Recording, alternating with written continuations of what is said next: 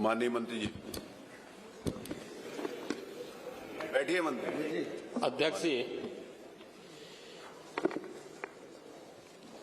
प्रश्न क्या है और मुद्दे क्या उठाए जा रहे हैं?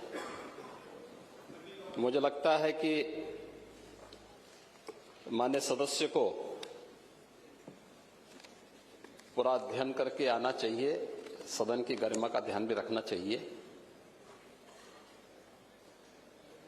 लेकिन मुझे इसलिए भी खड़ा होना पड़ा है क्योंकि नेता विरोधी पक्ष ने सदन की कार्रवाई प्रारंभ होते ही इस मुद्दे को उठाया और आपने भी उसको छेड़ा है। लेकिन मैं आपके छेड़ने की स्थिति को उससे आपकी इस मजबूरी को जान सकता हूं, जिसके बारे में एक छोटी सी कहावत है कि चोर की दाढ़ी में तिनका।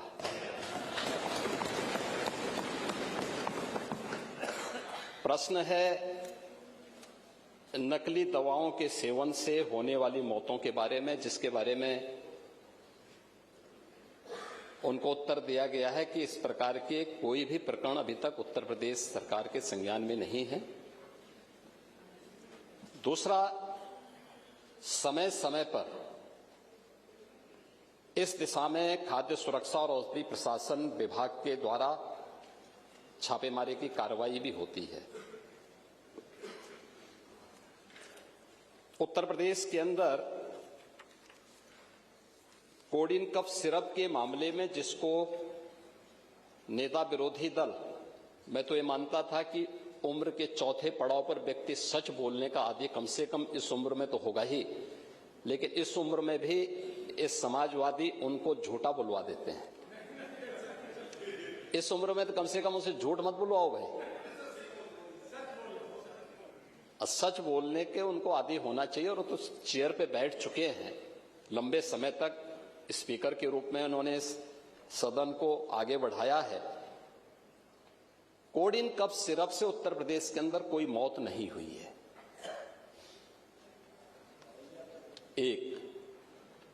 दूसरा, इस मामले में एनडीपीएस के अंतर्गत कार्रवाई होगी। ये उत्तर प्रदेश सरकार इस मामले को कोर्ट में जीती है, उत्तर प्रदेश ने इस मामले को लड़ा है। तीसरा, उत्तर प्रदेश में इसका जो सबसे बड़ा होलसेलर, जो बड़े होलसेलर हैं, जिसको सबसे पहले एसटीएफ ने पकड़ा था 2016 में, उसको लाइसेंस समाजवादी पार्टी ने जारी किया था। जो फोटो रिलीज हो रही हैं, देश के अंदर दो नमूने हैं, एक दिल्ली में और एक लखनऊ में बैठते हैं। जब देश में कोई चर्चा होती है तो तुरंत वह देश छोड़ करके भाग जाते हैं। और मुझे लगता है कि यही आपके बबुआ के साथ भी हो रहा होगा। वह भी देश से फिर जाएंगे इंग्लैंड की सैर सपाटे में और आप लोग यहां चिल्लाते रहेंगे। महोदय, कोडिन कफ सिरप का मुद्दा जो इन्होंने उठाया है, मुद्दा था नकली दवाओं के सेवन के कारण होने वाली मौतों का।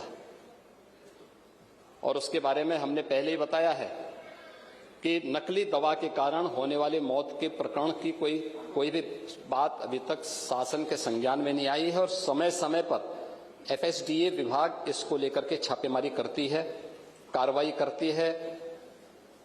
कंपनियों में भी इस प्रकार की कार्रवाई होती है। यूपी के अंदर कोडिन कफ सिरप, इसके केवल स्टॉकिस्ट हैं, होलसेलर हैं। इसका यहां पे प्रोडक्शन नहीं होता है। ये मध्य प्रदेश में, हिमाचल में और अन्य राज्यों में होता है। और जो मौत के प्रकरण सामने आए हैं, वे मौत के प्रकरण अन्य राज्यों में आए हैं। जिन राज्यों में आए हैं, वह जो भी प्रकरण सामने आए हैं, यह तमिलनाडु में बने हुए एक सिरप के कारणों सामने आई है। ये पूरा प्रकरण इलीगल, यानी इसमें एडिटेशन का भी नहीं है, यह इलीगल डाइवर्जन का है। इस डाइवर्जन के माध्यम से इन होलसेलर ने, जिसमें सहारनपुर का भी है, गाजियाबाद का भी है, वाराणसी का भी है, लखनऊ का भी है और कानपुर का भी है। इन लोगों ने इसको उन देशों में पहुंचाया है, उन राज्यों में पहुंचाया है जहां मद्य निषेध है, लेकिन वहां पे नशे के आदी लोगों को इसको लेने की एक आदत सी है, तो वहां पर उसका दुरुपयोग किया गया है, जबकि बिना चिकित्सीय परामर्श के इसका सेवन नहीं हो सकता, खासतौर पर बच्चों के लिए। एडल्ट भी चिकित्सीय परामर्श से ही इसका सेवन करता है। कौन ऐसा व्यक्ति है जिसने कफ सिरप नहीं लिया? खांसी होती है, हर व्यक्ति लेता है, लेकिन चिकित्सीय परामर्श से उसमें लिखा जाता है। क्योंकि पढ़ाई लिखाई से आप लोगों का कोई वास्ता है नहीं, इसलिए आप लोग हमेशा इस प्रकार की बातें करते हैं। अब बात पहले अब सुन लीजिए ना, आपने पूरी बात बोली तो हम लोगों ने आपकी बात सुनी, आप लोग चिल्लाते रहे तब भी हम आपकी बात सुनते रहे। अब कम से कम हमारी बात तो सुन लें। ये कार्रवाई सरकार ने की है और सरकार ने इसके लिए 79 अभियोग अब तक दर्ज किए हैं। इसमें 225 अभियुक्तों को इसमें नामजद किया है। 78 अभियुक्त अब तक गिरफ्तार हुए हैं।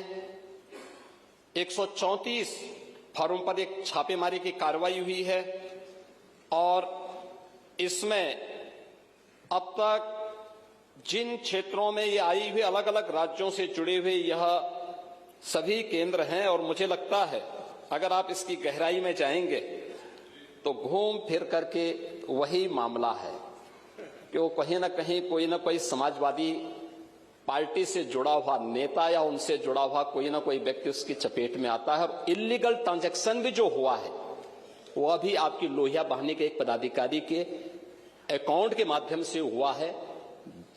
एसटीएफ इसकी जांच कर रही है। इस पूरे मामले में हाईकोर्ट से उस पूरे मामले को एनडीपीएस के अंतर्गत इस मामले में मुकदमा चलना चाहिए। ये उत्तर प्रदेश सरकार ने इस लड़ाई को लड़ा है और उसको जीता है और इस मामले में कोई भी अपराधी छूटने नहीं पाएगा। और चिंता मत करिए, समय आने पर बुलडोजर एक्शन भी उसकी तैयारी भी रहेगी, उस समय चिल्लाना मत करो। प्रश्न संख्या 5 डॉक्टर रागिनी। देखो ये दिखाना नहीं, पूरा माननीय मुख्यमंत्री बड़ा मेरी बात सुनिए। विषय आपने मेरा बात सुन लीजिए, जी मेरी बात सुन लीजिए, मेरा निवेदन सुन लीजिए ना।